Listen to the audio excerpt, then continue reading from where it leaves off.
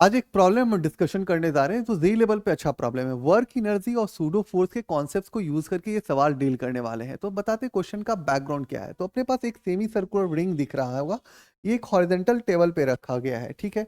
इसको हम पुल्ड करते हैं कांस्टेंट एक्सेलरेशन से, और इस यहाँ पे एक छोटा सा बिड रखा हुआ है, रिंग के इस पॉइंट पे एक छोटा सा बिड रखा हुआ है जो थीटा नोट एंगल पे है, और थीटा नोट एंगल पे ये जो बिड है वो इक्विलिब्रियम में है।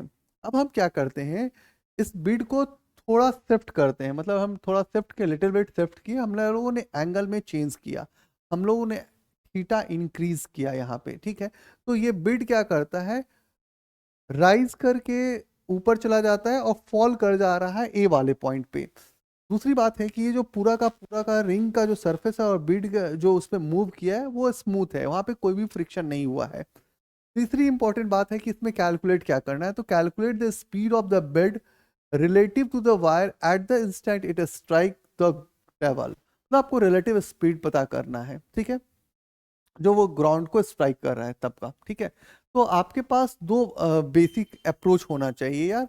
एक तो बिड का इंडिविजुअल स्टडी होना चाहिए, दूसरा है कि आप यहाँ पे टेंजेंशियल फोर्स के कंपोनेंट्स का स्टडी कीजिए, क्योंकि इसमें टेंजेंशियल फोर्स ही लगेगा, ठीक है। तो दूसरी बातें पे हम ज़्यादा गौर करेंगे अभी। सबसे पहले हम क्या करते हैं, डायग्राम को रिकंस्ट्रक्ट करते हैं।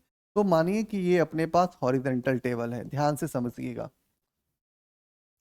और ये सेमी सर्कुलर रिंग है, ठीक है। अभी बीड यहाँ पे रखा हुआ था, इनिशियल एंगल जो था वो हमने बताया कि थीटा नोट था, ठीक है, और ये आर रेडियस है, ठीक है। तो बिड का जो वर्टिकल लोड लगेगा वो डाउनवर्ड की तरफ लगेगा। बिड को हम लोग कांस्टेंट एक्सेलरेशन दे रहे हैं ए, ठीक है। इसका जो नॉर्मल फोर्स होता है वो परपेंडिकुलर टू द सरफेस होता है, क्लियर है। ऑब्वियसली है कि हम इसको ए एक्सेशन देंगे तो इधर सूडो फोर्स काम करेगा, जिसका नाम हम कोड करें M A, pseudo force M A है, ठीक है। यहाँ पे तीसरी इंपॉर्टेंट बात है कि टेंजेंशियल फोर्सेस जो इनको बैलेंस करने में हेल्प किया था थीटा नोट एंगल पे, वो कौन है। तो आपको पता है कि यदि ये दो लाइंस हैं, इनको यदि हम कट करें तो इंटीरियर एंगल एक्सटीरियर एंगल के बराबर होता है। तो ऑब्वियसली है कि ये वाला जो एंगल बनेगा ये क्या बनेगा, थीटा नोट बनेगा। तो ये बनेगा M G cos theta naught, और ये बनेगा M A sine theta naught. कब, जब ये इक्विलिब्रियम में था। तो आप लिख सकते क्या थे, M A sine theta naught equal to M G cos theta note.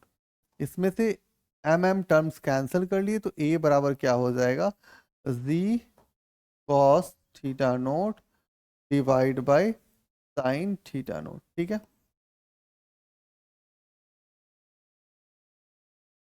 ये इंपॉर्टेंट बात था, आप समझ ली। अब दूसरी बातें हो रही है कि इसमें हम क्या कर सकते हैं, ये बताइए, ठीक है। तो हम सबसे पहले बात करते हैं, जो बहुत इंपॉर्टेंट है वो समझिएगा जरा सा, कि यदि आप लिटिल बिट थीटा चेंज किए, मतलब थीटा को इंक्रीज किए, थीटा लिटिल बिट आपका इंक्रीज हुआ है, तो दो बातें होती हैं। एक टेंजेंशियल फोर्स है जिसका नाम है एम ए साइन थीटा, ठीक है। अब थीटा होगा तो एम जी साइन थीटा लिखिए, एम ए साइन थीटा लिखिएगा, और यहाँ क्या लिखिएगा, दूसरा टेंजेंशियल फोर्स लिखिएगा एम जी कॉस थीटा। तो जब थीटा इंक्रीज करिएगा तो एम ए साइन थीटा जो होगा वो राइज करेगा, और M G cos theta decrease करेगा। धीरे धीरे वो वीक होता जाएगा और एम ए साइन थीटा जो वाला जो कंपोनेंट होगा वो राइज करेगा, ठीक है। ये तो क्लियरिटी बढ़ गया। जब आप थीटा को चेंज किए हैं तब ये कंडीशन आता है कि एम ए साइन थीटा जो टेंजेंशियल फोर्स है वह राइज करेगा, और एम जी कॉस थीटा जो होगा वो डिक्रीज करेगा। और धीरे धीरे वो राइज करते करते क्या करा देगा, इसको फॉल डाउन करा देगा ए वाले पॉइंट पे, मतलब कि इस वाले पॉइंट पे जाके ये फॉल कर जाएगा, ठीक है। इतना तो है क्लियर। अब यदि आप इसको देखिए तो ये फिगर थोड़ा ऐ- ऐसा दिख रहा है, ये बीट थीटा एंगल है, और ये रेडियस आर है, तो ये क्या बन जाएगा, आर साइन थीटा नोट बन जाएगा, और ये क्या बन जाएगा, आर कॉस थीटा नोट बन जाएगा। अब आपको क्या करना होगा, work done by the pseudo force निकालोगे। तो M A R plus R cos theta naught, clear है? ये आर कॉस थीटा नोट हो जाएगा, ठीक है। तो work done by P S equal to क्या लिखोगे, एम ए लिखोगे, आर कॉमन कर लोगे तो 1 प्लस कॉस थीटा नोट हो जाएगा। वर्क डन बाय ग्रेविटी यदि लिखोगे तो क्या हो जाएगा, M G R sine theta naught. अब क्या लिखोगे, work done gravity plus work done pseudo force equal to change in kinetic energy. Initially zero होता है, फाइनल क्या हो जाएगा, हाफ एम बी स्क्वायर। तो वर्क डन ग्रेविटी जो है तुम्हारे पास वो, और सूडोस को लिखोगे, वर्क डन ग्रेविटी कितना हो रहा है, तो आप ऐसा लिख लेना यार, मैं ऐसा लिख देता हूँ, half M V square equal to M A, R common कर लीजिए तो 1 plus cos theta naught plus M G R sine theta naught. M से एम वाले टर्म्स को कैंसिल कर लीजिए, तो वी स्क्वायर इक्वल टू कितना बचेगा, 2 A R 1 plus cos theta naught plus C R sine theta naught, clear है जी?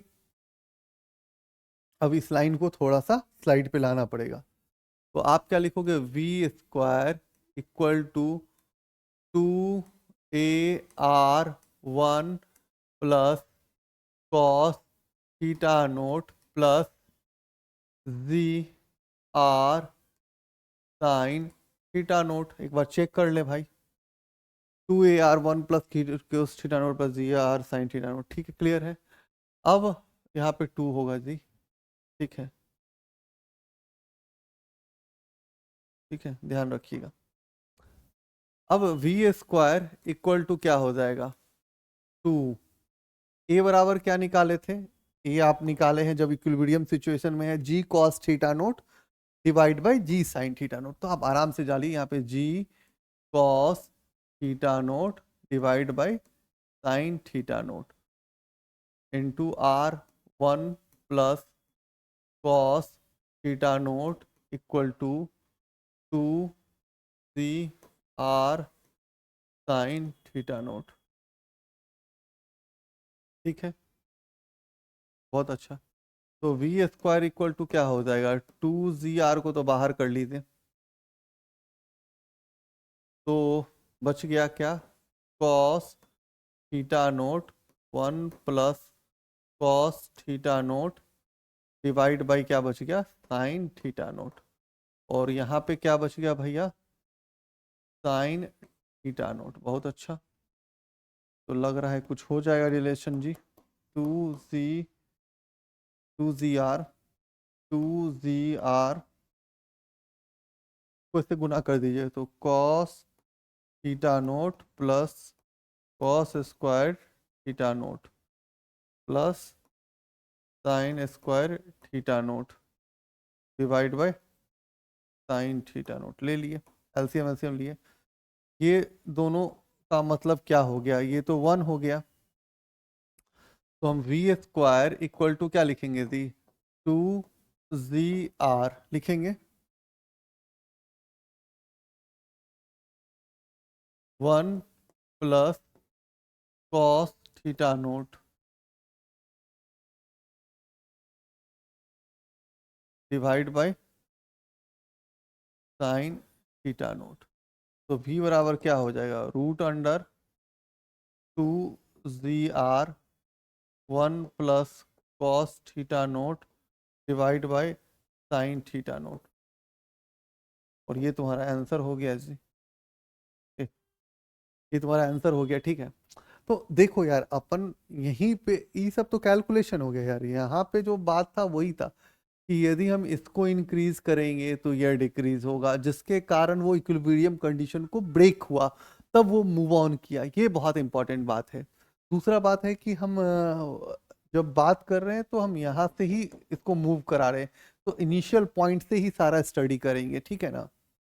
ठीक है, ये दो बेसिक अप्रोच है इस क्वेश्चन का। तीसरा बहुत इंपॉर्टेंट है कि सूडो फोर्स के जो कंपोनेंट्स हैं और लोड के कंपोनेंट्स हैं, इंटीरियर एक्सटीरियर लगाने के बाद ही वो थीटा नोट हुआ है, तो ये भी ध्यान रखना है इस क्वेश्चन के अंदर। ठीक है, तीन इंपॉर्टेंट बात थे इस सवाल को सॉल्व करने के लिए। तो आज के लिए थैंक यू। मैं ट्राई करता हूँ कि इससे भी बेहतर क्वेश्चन मेरे पास कुछ और भी मिले, आपके पास भी कुछ हो तो सेंड कीजिए। वी विल ट्राई टू कि कैसे क्वेश्चंस को अप्रोच लेना है, सिखा सकते हैं, इशू नहीं है। आप ध्यान से पढ़िए और आपको मेरा वीडियो पसंद आए तो थोड़ा लाइक एंड शेयर कीजिएगा। Thank you.